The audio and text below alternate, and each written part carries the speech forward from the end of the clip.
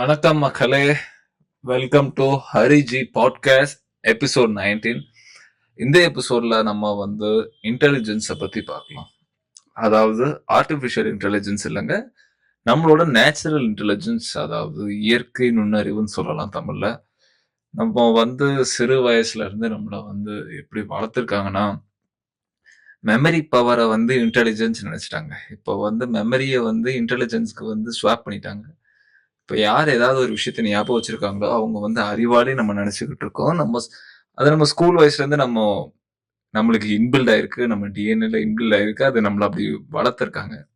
அவங்களுக்கு தப்பு சொல்ல முடியாது. அதுக்கு காரணம் என்னன்னா, மெமரி வேற, இன்டெலிஜென்ஸ் வேறங்க. அதை முதல்ல நம்ம புரிஞ்சுக்கணும். அவங்களுக்கு நல்ல மெமரி இருக்குன்னாலே அவங்க நல்ல இன்டெலிஜென்ட் பர்சனா இருக்கணும்னு அவசியமும் இல்லை. அதே மாதிரி ஒரு நல்ல இன்டெலிஜென்ட் பர்சனா இருக்கிறாங்கன்னா அவங்க நல்ல மெமரி உள்ள ஆட்களாகவும் இருக்கணும்னு அவசியம் இல்லை. உதாரணத்துக்கு ஐன்ஸ்டீன் கூட ஞாபக மறதி உண்டு கைஸ். அதே மாதிரி ஹைலி இன்டெலிஜென்ஸ் நிறைய பர்சன் இருக்காங்க. அவங்களுக்கு எல்லாருக்குமே நிறைய பேருக்கு ஞாபக மறதி இருந்திருக்கு. அதுக்கு அந்த பேஷண்ட் ஹெச்எம்ங்கிறவங்க ஒரு உதாரணமா சொல்லலாம். ஸோ இதை நான் எங்க இருந்து கோட் பண்ணான்னா, இயற்கையா நம்மளோட பிரெயினோட ஃபேக்ட்ல இருந்து பார்க்கலாம். பிரெயின்னா என்னது? ஆக்சுவலி நம்மளோட பாடியிலே ஒரு முக்கியமான ஒரு விஷயம்னா அது அந்த பிரெயின் தான். ஸோ அந்த பிரெயின் ஜஸ்ட் நம்மளோட பாடி வெயிட்ல இருந்து ஆல்மோஸ்ட் ஒரு 1000 கிராம் 1500 கிராம்னு வச்சா கூட ஆவரேஜா பார்த்தீங்கன்னா நம்ம பாடி வெயிட்ல இருந்து 2 மேக்ஸிமம் 2% 2.5% மேல இருக்காது கைஸ். பட் ஹோல் பாடியோட 20% ஆஃப் எனர்ஜியை அது எடுத்துக்குன்னா அந்த ஆர்கானோட டென்சிட்டி நம்ம என்னன்னு பார்த்துக்கலாம், என்ன நமக்கு தெரிஞ்சிருக்கும். ஸோ இந்த பிரெயின்ல தான் நம்மளோட எல்லா டேட்டா பேஸும் இருக்கு சொல்ல போனா. இப்போ மறதின்னு ஒன்று எடுத்துக்கலாம். இந்த மறதிங்கிறது ரொம்ப ஒரு ஆபத்தான ஒரு விஷயம் நினைச்சுக்கிறோம். பட் அது உண்மையே நல்லதுங்க. நம்ம பிரெயின் எப்படி வடிவமைச்சிருக்குன்னா, லைக் அது அதோட பெருவாளியான விஷயத்த மறக்கிறதுக்காகவே வடிவமைச்சிருக்கு. லைக் அது தேவையில்லாத விஷயத்த அகற்றிக்கிட்டே இருக்கும். நீங்க பிரெயினுக்கு ஒரு விஷயத்த ஞாபகம் வச்சுக்கணும்னா அதை நீங்க அதை ஜஸ்டிஃபை பண்ணணுங்க. ஏன் இதை ஞாபகம் வச்சுக்கணும்? அந்த மாதிரி தான். ஏன்னா பிரெயின் முடிஞ்ச அளவுக்கு அதால எஃபிஷியண்டா வேலை பார்க்கறதுக்கு தான் அது ட்ரை பண்ணும். இது என்னோட அனுபவத்துல இருந்து சொல்றேன். இப்போ உதாரணத்துக்கு நீங்க ஒரு புது இடத்துக்கு போறீங்க, ஒரு வேலைக்கு, இல்ல ஒரு புது இடம், தினமும் நீங்க போகக்கூடிய இடமா இருக்கணும்னு வச்சுக்கோங்க. ஒரு ஒரு சின்ன ஒரு ஆஃபீஸ் ஸ்பேஸ்ன்னு ஒரு எக்ஸாம்பிளுக்கு வச்சுக்கலாம். இப்போ அந்த ஆஃபீஸ் பிளேஸுக்கு போகும்போது உங்களுக்கு ஆரம்பத்துல ஒரு மாதிரி கிளட்டரிங்கா இருக்கும், ஒரு மாதிரி நர்வஸா இருப்பீங்க, நீங்க ரொம்ப டென்ஷனா இருப்பீங்க. அதுக்கு காரணம் நீங்க அப்போ ஃபுல் ப்ரெசன்ட்ல இருப்பீங்க. உங்க பிரெயின் ரொம்ப ஃபாஸ்டா அனலைஸ் பண்ணும். இது பிரெயினோட ஒரு வேலை என்னன்னா, அது ஒரு விஷயத்த பண்றீங்கன்னா அதை ஆட்டோ பைலட் பண்றதுக்கு தான் ட்ரை பண்ணும். முடிஞ்ச அளவுக்கு அதோட ப்ராசஸ ரொம்ப வேகமா கத்துக்கிட்டு அதை ஒரு ஒரு கட்டத்துல ஆட்டோ பைலட் போட்டு அதை எஃபிஷியண்டா ஒர்க் பண்ண ட்ரை பண்ணும். அதுதான் பிரெயினோட குணாதிசயம். ஸோ ஒரு இடத்துல நீங்க போய் இருக்கும்போது அது மோஸ்ட்லி ரொம்ப வேகமா செயல்படும். முக்கியமா ஒரு புது புது இடம் இல்ல புது விஷயத்த நீங்க கத்துக்கும் போது கூட ரொம்ப அது அடாப்ட் பண்ண ட்ரை பண்ணும். முக்கியமா பாத்தீங்கன்னா டிரைவிங் சொல்லலாம். நீங்க ஆரம்பத்துல டிரைவ் பண்ணும்போது ரொம்ப ஒரு மாதிரி ரொம்ப கஷ்டப்படுவீங்க. உங்க பிரெயின் இன்டென்ஸா இருக்கும். உங்களோட உள்ளங்கையில இருந்து வேர்வை வரலாம். உங்களுக்கு அப்படியே வேர்வை சொட்டும் அப்படியே. முக்கியமா கார் ஓட்டுறீங்கன்னா தான் இதோட இன்டென்சிட்டி இன்னும் அதிகமா இருக்கும். என்ன பண்றதுனே தெரியாத ஒரு சூழ்நிலை இருக்கும். அப்புறம் அப்படியே ஒரு மாதிரி பதட்டமான இடம். அது முடிஞ்ச அளவுக்கு நீங்க ப்ரெசன்ட் மூமெண்ட்லயே இருப்பீங்க. இருந்தாலும் ஒரு பயம் உங்களை ரஷ் பண்ணிக்கிட்டே இருக்கும்.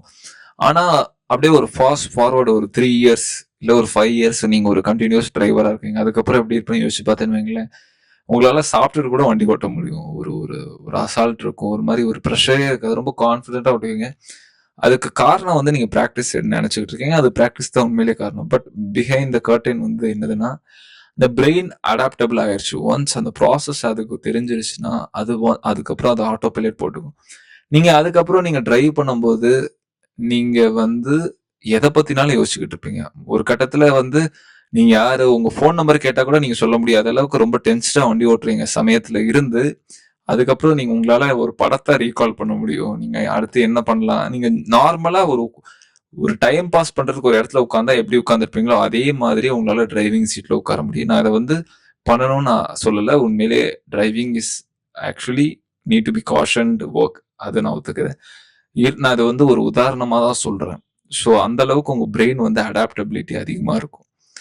அடுத்தது இந்த மெமரிஸ். இந்த மெமரிஸ்ங்கிறது ரொம்ப ஒரு ட்ரிக்கியான விஷயம் guys. மோஸ்ட்லி நமக்கு பாத்தீங்கன்னா மெமரிஸ் வந்து ஒரு சில மணி நேரம் இல்ல சில நாட்கள்லயே வந்து பெருவாரியான மெமரிஸ் வந்து அழிஞ்சு போயிடும். எது வந்து ஒரு வார கணக்குல மாச கணக்குல இருக்குதோ அதுதான் வந்து லாங் டேர்ம் கணிக்கும். நீங்க யோசிச்சு பாத்தீங்கன்னா பழைய மெமரிஸ், அதாவது ரொம்ப காலத்துக்கு முன்னாடி உள்ள மெமரிஸ்லாம் உங்களுக்கு வந்து தேர்ட் பர்சன் வியூல இருந்து தெரியும். அதாவது உங்களோட மெமரி எல்லாம் வந்து நீங்களே வந்து உங்க மெமரிஸ பாக்குற மாதிரி இருக்கும். உதாரணத்துக்கு ஒரு படம் பாக்குற மாதிரி தான் உங்க மெமரிஸ் எல்லாம் தெரியும். பட் உங்களோட சமீபத்தியோட மெமரிஸ் எல்லாம் பாத்தீங்கன்னா நீங்க அந்த மெமரிக்குள்ள இருக்கிற மாதிரி இருக்கும். அதுதான் ரொம்ப ட்ரிக்கியான பார்ட். சோ இது எனக்கு இது எல்லாருக்கும் நடந்திருக்கும். சோ அது ரொம்ப இதுக்கான பதில் வந்து எனக்கு எனக்கு இல்ல, அது நியூரோ சயின்டிஸ்ட் கிட்ட தான் கேட்கணும். அதுவும் இது ரொம்ப காம்ப்ளெக்ஸான விஷயம் கைஸ். சோ இந்த மெமரிஸ்ங்கிறது அது அப்படிப்பட்ட மெமரிஸ்ல தான் நம்ம எதையாவது ஒன்று ஆழமா வந்து போடும்போது அது வந்து நம்ம லாங் டேர்ம் மெமரிஸ்ல ஸ்டிக் ஆகிக்குது. ஸோ இந்த மெமரிஸ் அப்படிங்கிறது வேற, இன்டெலிஜென்ஸ்ங்கிறது வேற. இன்டெலிஜென்ஸ்ங்கிறது உங்களோட ஸ்டோரேஜ்ல இருந்து அதை எப்படி ப்ராசஸ் பண்றதுன்னு தான் இன்டெலிஜென்ஸ். குறிப்பா ஒரு போன்ல இருந்து சொல்லணும்னா மெமரிங்கிறது ஒரு ஸ்டோரேஜ் மாதிரி, இன்டெலிஜென்ஸ்ங்கிறது ப்ராசஸர் ஆர் பிளஸ் ரேம், அது மாதிரி தான்.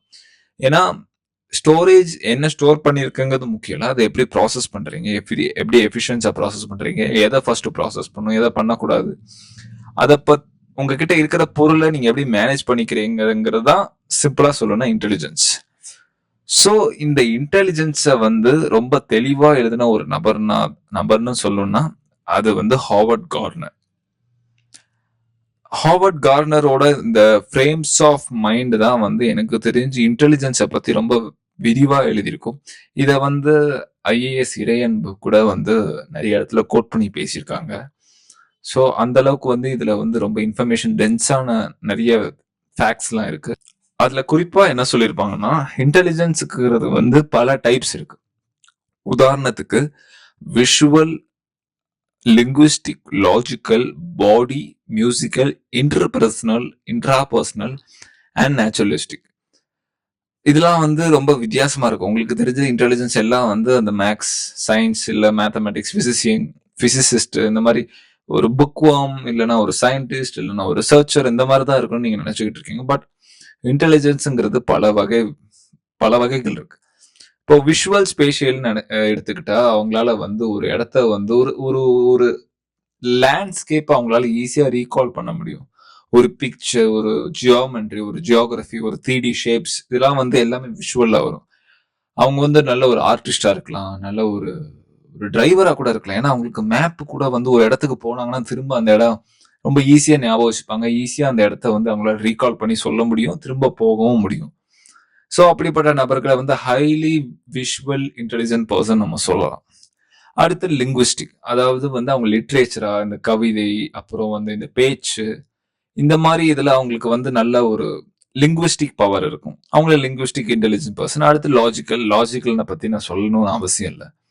நல்ல ஒரு மேத்தமெட்டிக்கல் ஜீனியஸ், பிசிசிஸ்ட், யாருனாலும் லாஜிக்கல் மைண்ட் இருக்கிறவங்க மோஸ்ட்லி லாஜிக்கலா தான் இருப்பாங்க. அப்புறம் கோடர்ஸ், இவங்க எல்லாம் வந்து லாஜிக்கல் மைண்ட் இன்டெலிஜென்ட் பர்சன் சொல்லலாம். பாடி கைனஸ்தட்டிக், அதாவது அவங்க பாடியை வந்து அவங்களால எஃபிஷியன்ஸா ஹேண்டில் பண்ண முடியும். உதாரணத்துக்கு வந்து ஒரு ஆத்லெட், இல்லைன்னா ஆக்டர்ஸ், இல்லைன்னா வந்து ஏன்னா அவங்களுக்கு பாடி லாங்குவேஜ்ங்கிறது ரொம்ப முக்கியம். ஏன்னா அவங்க பாடி வந்து அவங்களுக்கு அட்மோஸ்ட் கண்ட்ரோல்ல இருக்கும். அதுதான் வந்து அவங்களோட பிளஸ் பாயிண்டா இருக்கும். ஸோ அது ஒரு ஒரு கம்பீரம், இல்ல அதை நான் வந்து மஸ்குலராகவும் சொல்லலை, ஜென்ரலா சொல்றேன். லைக் அவங்க ஃபிளெக்சிபிள் பர்சனா இருக்கலாம், ரொம்ப ஸ்ட்ராங் பர்சனா இருக்கலாம், ரொம்ப ஆத்லெட்டிக் எஜைல் பர்சனா இருக்கலாம், இல்ல வந்து ஒரு பாடி லாங்குவேஜ்ல காட்டுற ஒரு ஒரு ஆக்டர் மாதிரி இருக்கலாம். ஸோ இவங்களெல்லாம் வந்து பாடி இன்டெலிஜென்ட் பர்சன் சொல்லுவேன். அடுத்து மியூசிக்கல் இன்டெலிஜென்ஸ், இதுக்கு நான் சொல்லணும்னு அவசியம் இல்லை.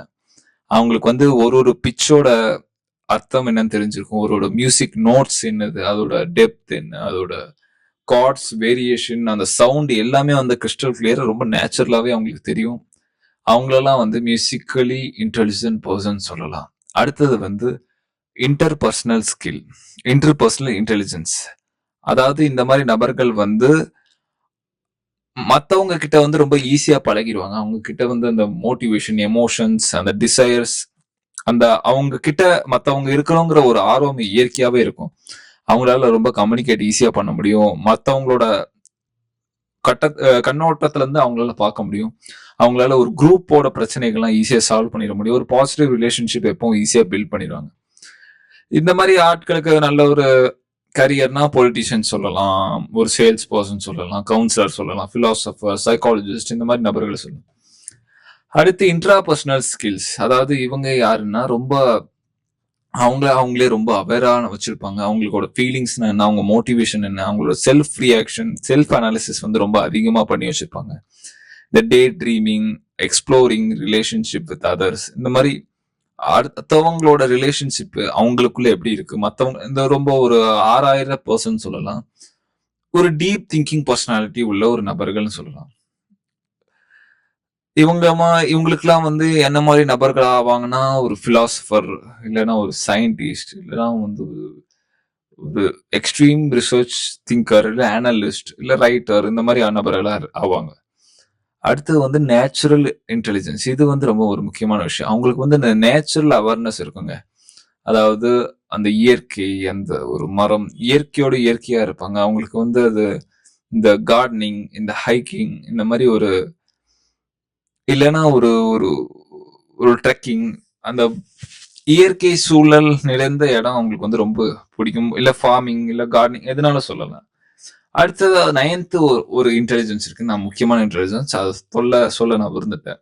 அதுதான் வந்து எக்ஸிஸ்டென்ஷியல் இன்டெலிஜென்ஸ். அதாவது என்னன்னா, அவங்க இருக்கிறாங்களா இல்லையா அப்படிங்கிற ஒரு ஒரு டீப் திங்கிங் அப்படிங்கிற ஒரு ஒரு தாட் உள்ள நபர்களை தான் வந்து எக்ஸிஸ்டென்ஷியல் இன்டெலிஜென்ட் பர்சன் சொல்லுவாங்க. உதாரணத்துக்கு இதுக்கு நான் சிறந்த உதாரணம் சொல்லணும்னா அது வந்து புத்தர் தான். புத்திஸ்ட், இல்ல மாங்க், அந்த மாதிரி நபர்கள்.